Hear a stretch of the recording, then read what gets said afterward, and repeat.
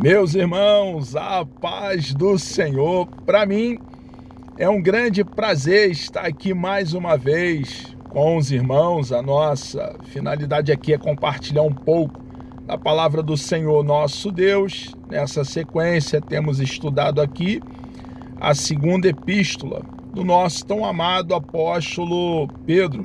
Pedro estava falando para os nossos irmãos e amigos ali, a igreja e cria em Cristo de todo o coração, que estava no primeiro século, dispersa ali por aquela região da Ásia Menor, atual Turquia, estavam dispersos devido à perseguição por se manterem fiéis, íntegros à pessoa do nosso Senhor e Salvador Jesus Cristo e por pregarem o evangelho genuíno, que um dia os alcançou, e eles entendendo então, ali os nossos irmãos e amigos do primeiro século, que foram alcançados para compartilhar da boa nova de salvação, do plano bendito, elaborado por Deus e colocado por Ele mesmo em execução, eles por agirem cumprindo a missão que pesava sobre eles estavam sendo então perseguidos. Hoje não será diferente. Todos nós cristãos que pregarmos o evangelho de forma genuína, o evangelho não falsificado, o plano bendito de salvação, também sofreremos perseguições.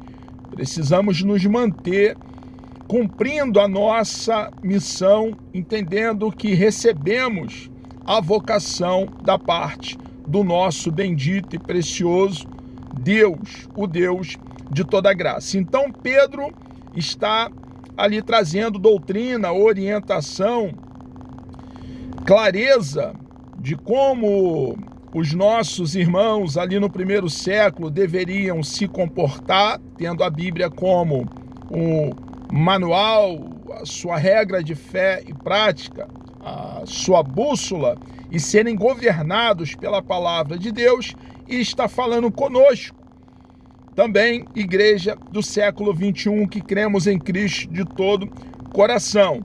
Pedro acabara de deixar bem claro que a Escritura não é de particular interpretação.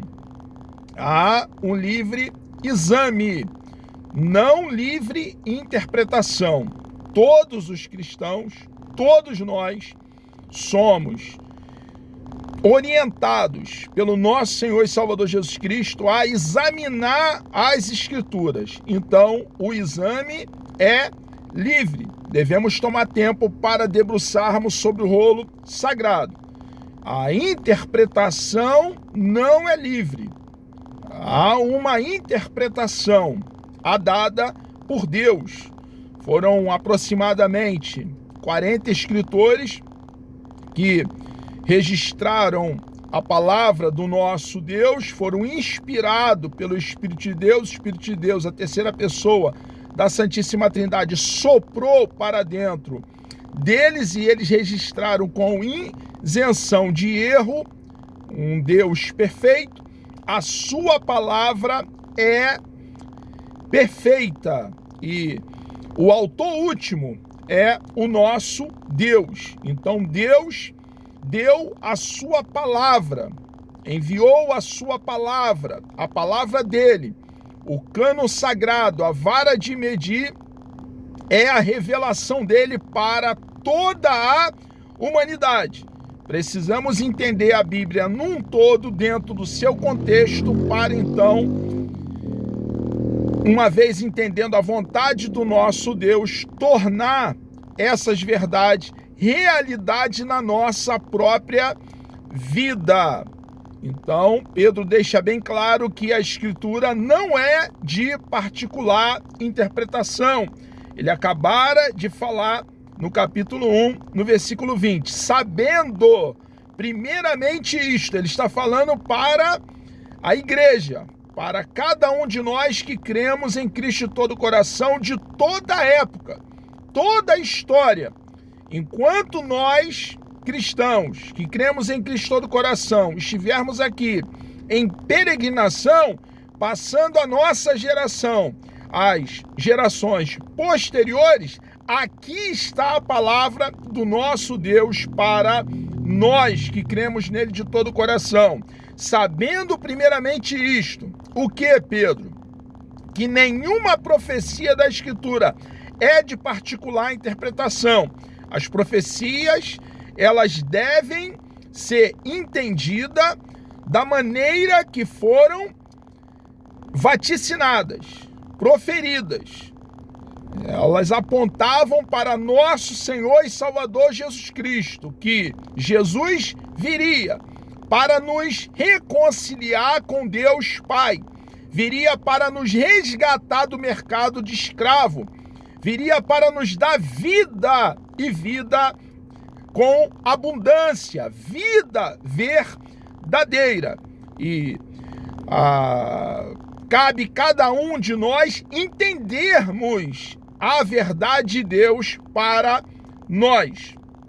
Porque a profecia nunca foi produzida por vontade de homem algum, mas, ao contrário dos escritores bíblicos terem produzido o que escreveram, os homens santos de Deus falaram inspirado pelo Espírito Santo. Dentro desse cenário, irmãos, e é precioso essa verdade, ele prossegue dizendo no capítulo 2, no primeiro versículo: e também houve entre o povo falsos profetas. Então, está claro que havia falsos profetas ali naquele período veterotestamentário, e ele prossegue dizendo: como entre vós haverá também falsos doutores, falsos mestres.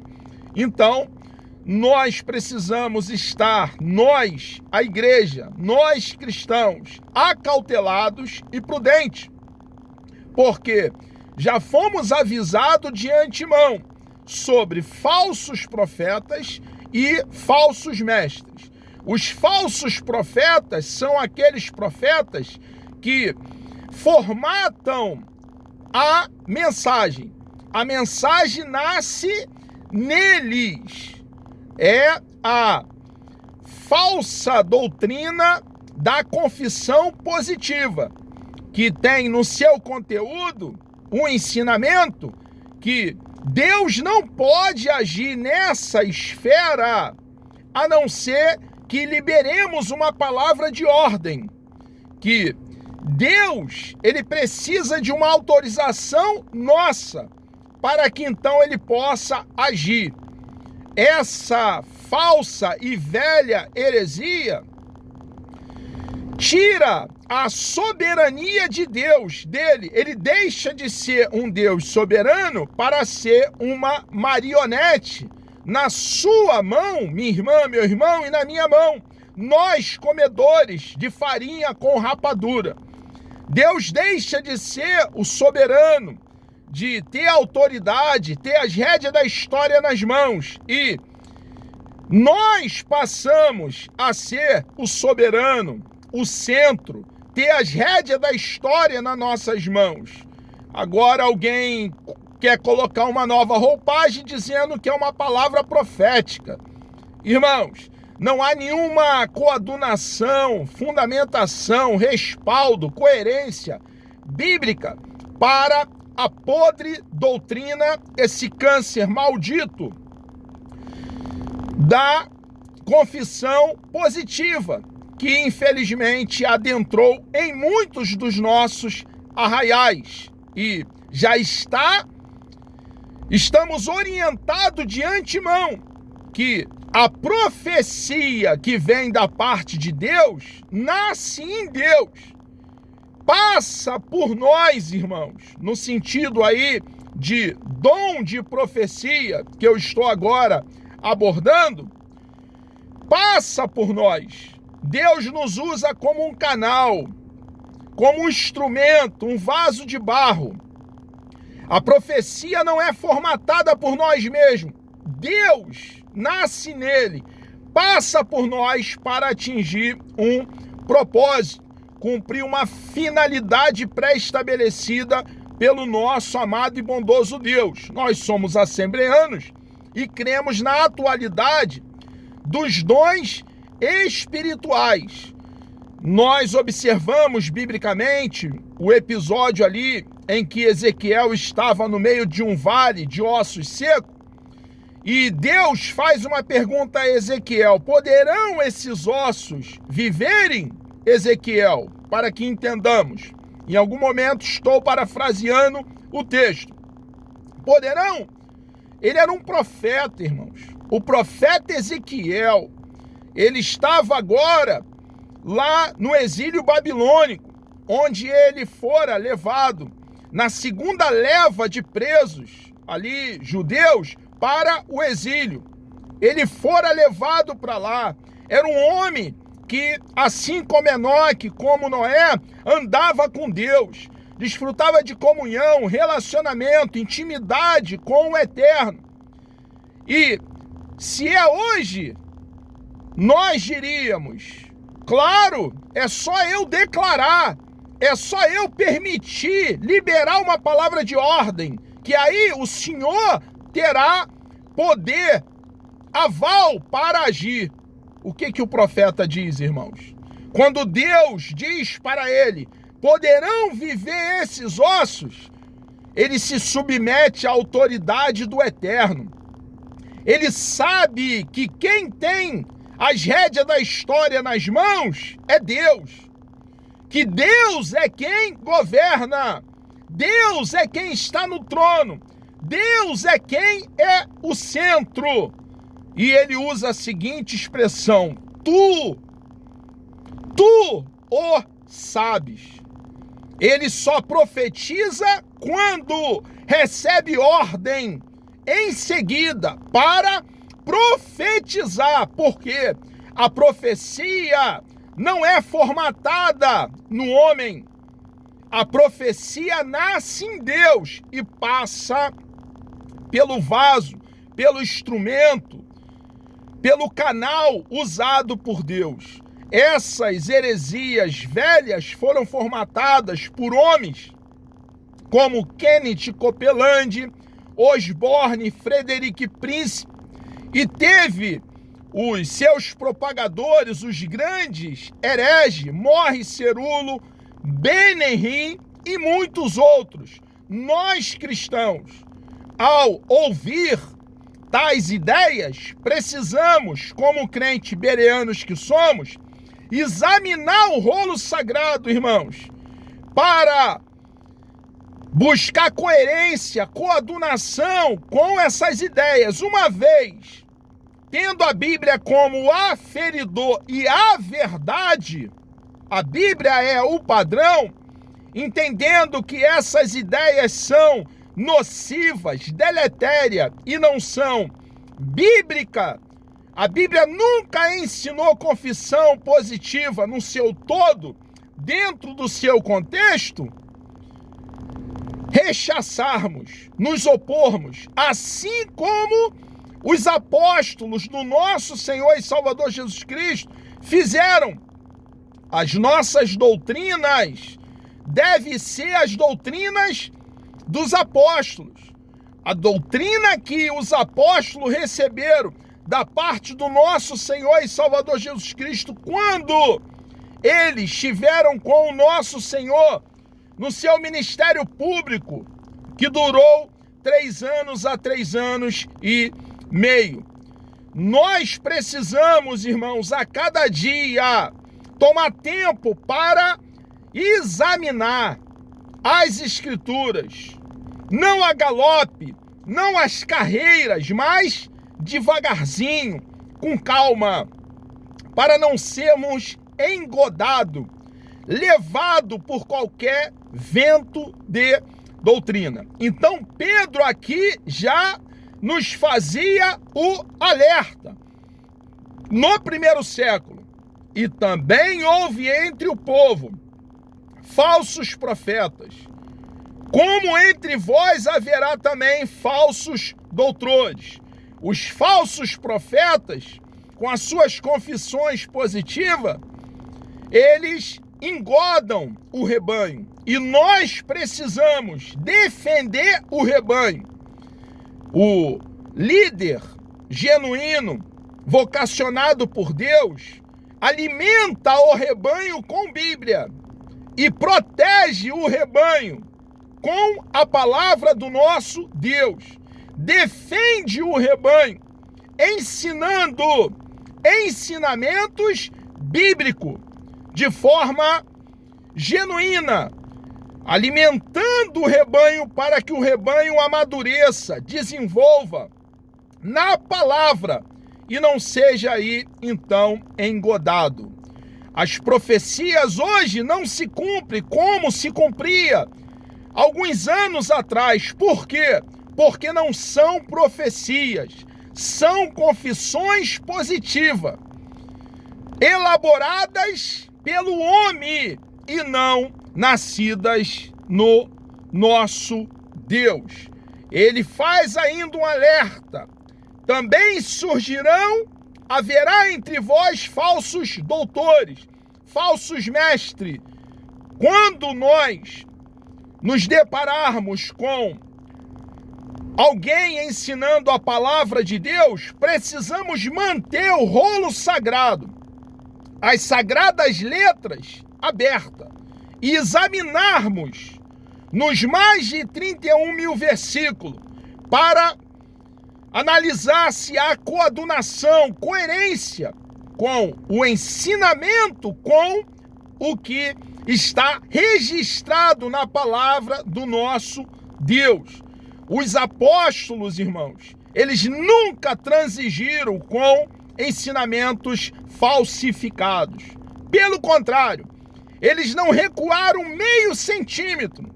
Eles se opuseram, rechaçaram sempre o ensinamento falso, o ensinamento não bíblico. Essa postura deve ser a postura de um cristão genuíno, verdadeiro. E também houve entre o povo falsos profetas, como também entre vós haverá também falsos doutores. O que eles farão? Eles introduzirão encobertamente, observe, irmãos, que enganarão a muitos, porque haverá uma roupagem com aparência de bíblico, mas são heresias, são ideias não bíblicas, ensinamentos não bíblicos.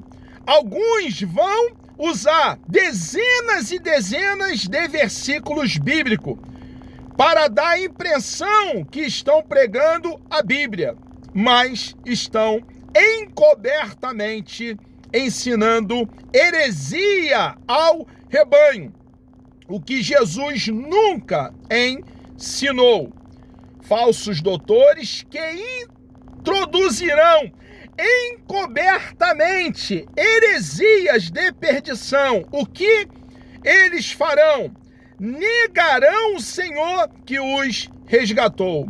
Quantas vezes, irmãos, ouvimos pregação dentro dos nossos arraiais e usam a expressão: importa que ele cresça e que diminuamos. O Senhor, tudo é para o Senhor. E nós analisamos o conteúdo da fala. Essas frases,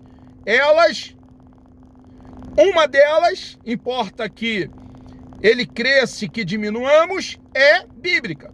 Uma frase usada pelo nosso tão amado profeta João Batista. Dizer que tudo é para o nosso Deus também é uma frase que é genuína. O problema é o conteúdo do ensinamento. Quando nós analisamos o conteúdo do ensinamento, o homem está no centro. É uma mensagem antropocêntrica. É o homem quem faz. É o homem quem prepara. Não é Deus quem faz o milagre. Não é Deus que dá a ordem Não é Deus que tem autoridade, não é Ele quem toma a iniciativa, não é Ele que é o centro. O conteúdo deixa bem claro que a mensagem falada não é teocêntrica. Então, precisamos estar alerta.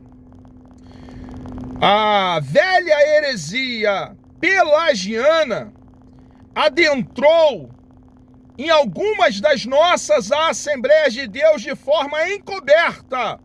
Observe o que Pedro está orientando aqui de forma clara.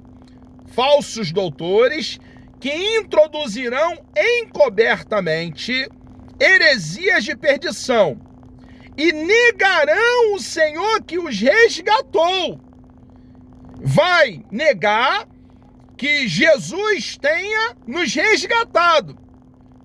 Ele fala imediatamente, de forma clara, sobre o plano de salvação. E quanto da heresia pelagiana transita dentro das nossas Assembleias de Deus. Pelágio ensinava que, com a queda de Adão e de Eva, os nossos pais, o pecado não afetou a humanidade. Ele ensinava que a humanidade, depois da queda do nosso papai Adão e da nossa mamãe Eva, está na mesma posição dos nossos pais antes da queda, podendo decidir por ele mesmo, por Deus, por ser salvo ou não ser salvo. O que nós que dizemos ser arminianos, está claro nas nossas doutrinas da Assembleia de Deus, é o A, E e o U das nossas doutrinas, que muitos de nós, obreiros de décadas dentro da igreja, batemos no peito e dizemos: somos arminianos, e nunca fizemos o dever de casa e estudamos as nossas próprias doutrinas da Assembleia de Deus. Está claro. As nossas doutrinas assembleanas deixam bem claro que o homem está morto em seus delitos e pecados. Depois de Gênesis capítulo 3, da queda do nosso papai Adão e da nossa mamãe Eva. E o texto que fundamenta essa verdade da morte espiritual de toda a humanidade é Efésios capítulo 2.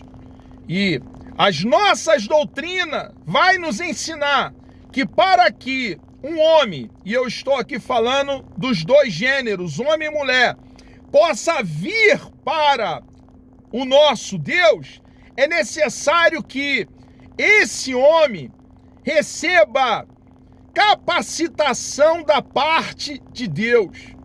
É necessário que esse homem receba iluminação da parte de Deus. Sem essa capacitação, iluminação da parte de Deus, o homem morto em seus delitos e pecados não tem capacidade de vir para Cristo. É o que nós a vida toda ensinamos. É necessário que o Espírito de Deus convença o pecador para que então ele venha para Cristo. Irmãos, a escola calvinista, diferente da nossa escola arminiana, das Assembleias de Deus, vai dizer que o homem precisa receber vida da parte de Deus. Ele está morto em seus delitos e pecados. Então nós observamos que, nesse ponto, ambas as escolas, a calvinista e a nossa escola arminiana, que abaliza nossas doutrinas assembleanas, admitem que é Deus quem toma a iniciativa na salvação. O homem está escondido entre árvores. Quando eu falo homem, reitero, para uma fixação da verdade, estou falando os dois gêneros, homem e mulher. Estão escondidos entre árvores. estão fugindo de Deus. É Deus quem toma a iniciativa em vir buscar o homem. E uma vez esse homem convencido pelo Espírito de Deus, nós, dentro das nossas doutrinas assembleianas, cremos que a graça de Deus pode ser resistida.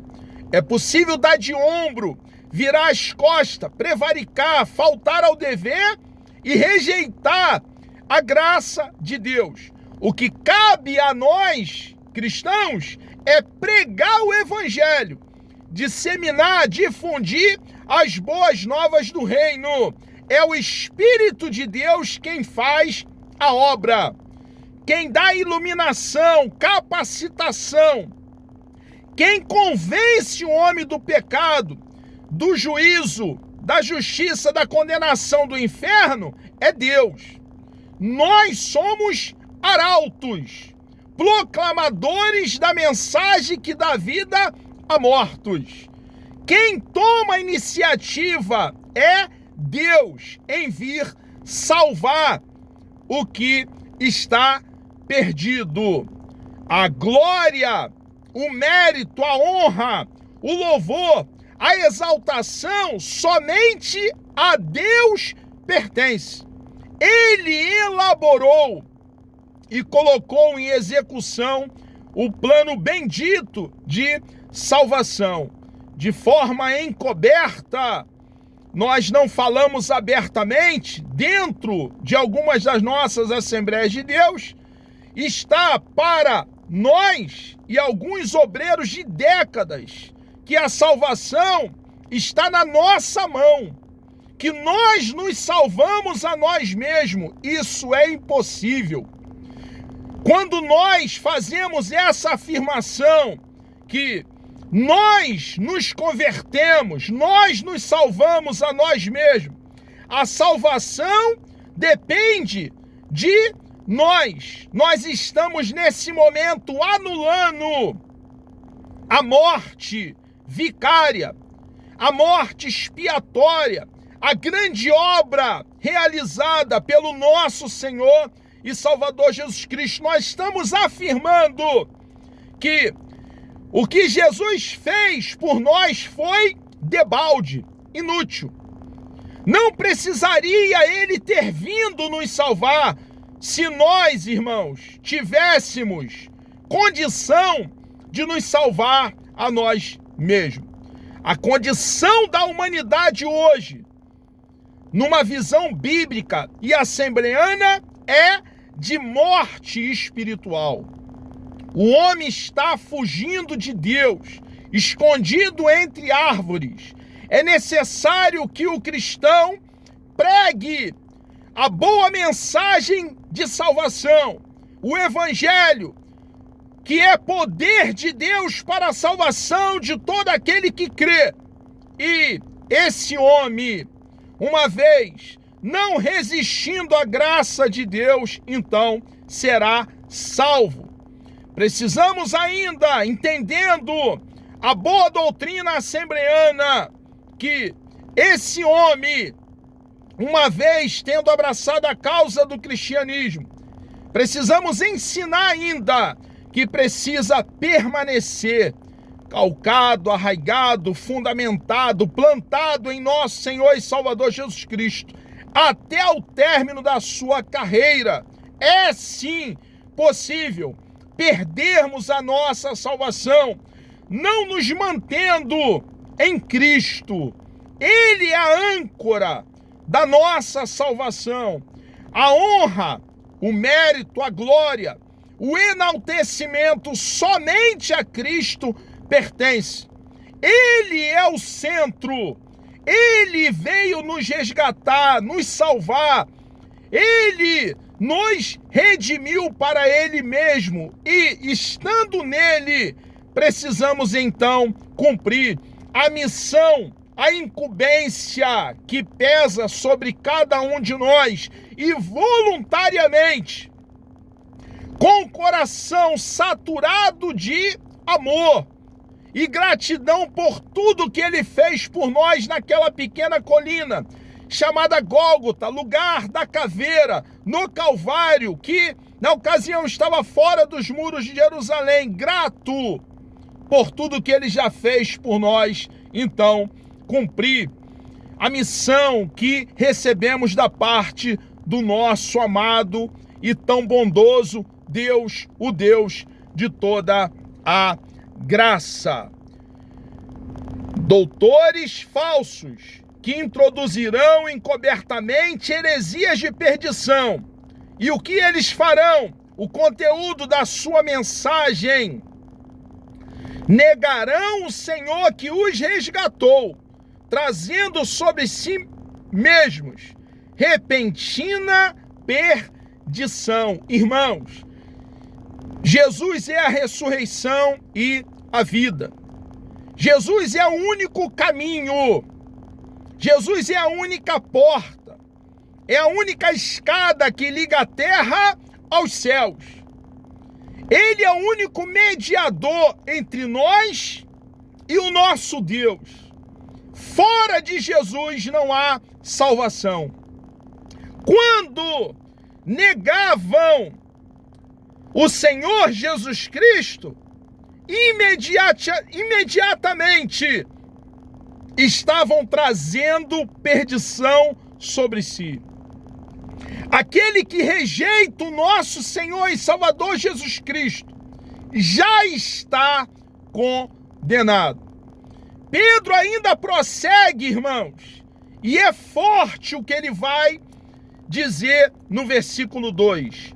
E muitos, talha essa verdade no teu coração, no recôndito da tua alma, que é o mesmo que eu estou fazendo aqui nesse momento. E muitos, olha isso, irmãos, muitos de nós, cristãos, ele está falando para a igreja, e muitos seguirão as suas dissoluções, seguirão as suas práticas, suas filosofias, as suas ideias, as suas doutrinas nocivas e deletérias. E muitos seguirão as suas dissoluções, pelos quais será blasfemado o caminho da verdade. Meus irmãos, precisamos permanecer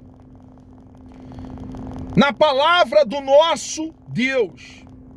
Para tanto, é necessário examinarmos a Escritura Sagrada com seriedade, tomar tempo para debruçar sobre o rolo sagrado, as sagradas letras, para então não sermos aí levados pelas heresias que transitam, andam livremente dentro de nossos arraiais. Amados, chegamos aqui ao término de mais uma exposição nessa segunda carta do nosso tão amado apóstolo Pedro. Deus me dando vida até lá, querendo o nosso amado e bondoso Deus.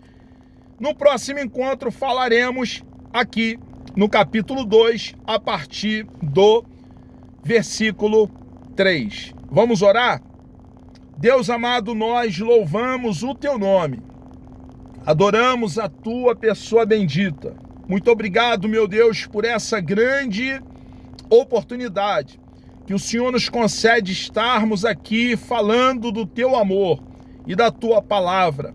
Obrigado, ó Pai, pela tua orientação, pela tua clareza. Continue ungindo o nosso cérebro para que possamos entender a tua palavra com verdade. Muito obrigado, ó Pai, por esse dia tão abençoado. Por favor, meu Deus, peço uma bênção especial sobre todos aqueles que estarão participando de mais essa exposição da tua palavra. Te louvo, ó Deus, por tão grande salvação, elaborada pelo Senhor e colocado pelo Senhor mesmo em execução. Obrigado, meu Deus, por ter vindo nos resgatar, nos salvar, nos arrancar do mercado de escravo qual nos encontrávamos e nos fazer, por crermos em Cristo todo o coração, livres. Ó Deus amado, Muito obrigado por um dia o Senhor ter vindo ao nosso encontro e termos tomado conhecimento da tua verdade. Nós assim, ó Pai, com o coração cheio de amor e gratidão por ti, oramos, certo da vitória, em nome de Jesus.